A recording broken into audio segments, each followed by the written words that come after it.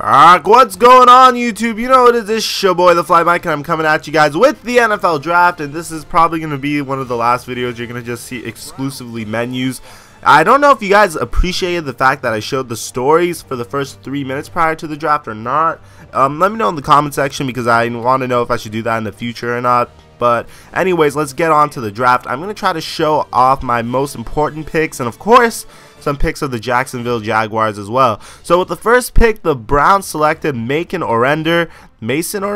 I don't know how you say that name, man, but he's pretty much the top quarterback in the draft. Bob Spates was my target if I could have gotten him. He's the #1 lineman in the draft. But honestly, man, I've decided to take the best player that falls to me. But I've read a lot of menu stories about one player in particular. His name is Xavier Williams. I'm going to definitely take him over here with my first pick. Here's what the announcers had to say about him. Adam Schefter with more on this latest pick. William and Mary corner Xavier Williams is the biggest small school wild card in this draft. Nicknamed Professor X by his high school coach, Williams seems to be able to know where the quarterback's going to throw the ball even before it leaves his hand.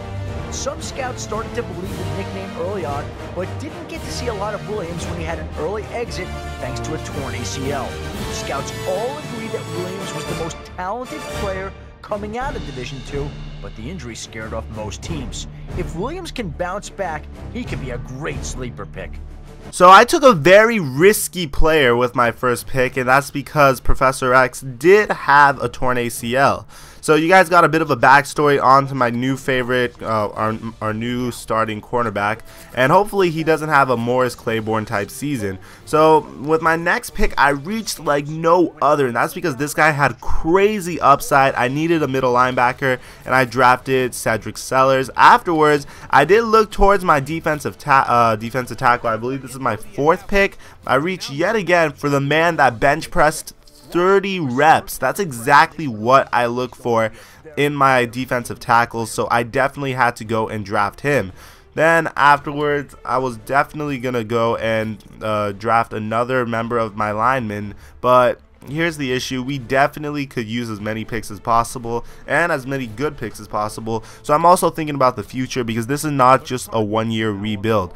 So afterwards, later on, I do complete my defensive line rebuild with the drafting of Nico Gallagher. And honestly, man, I'm very, very confident in these picks because I did really well scouting these players. So I'm very excited about playing with them. Afterwards, I do decide to trade down yet again, mainly because I didn't see anyone that I really liked, and I did do a good job scouting most of this class. So honestly, if I don't see someone I don't like, then there's no point in even drafting a random player. So these are my players at the end. These are who I picked. If you guys like this video, be sure to leave a thumbs up. If you're new to my channel, be sure to subscribe. I'm your boy the Fly Mike, and I'm signing out.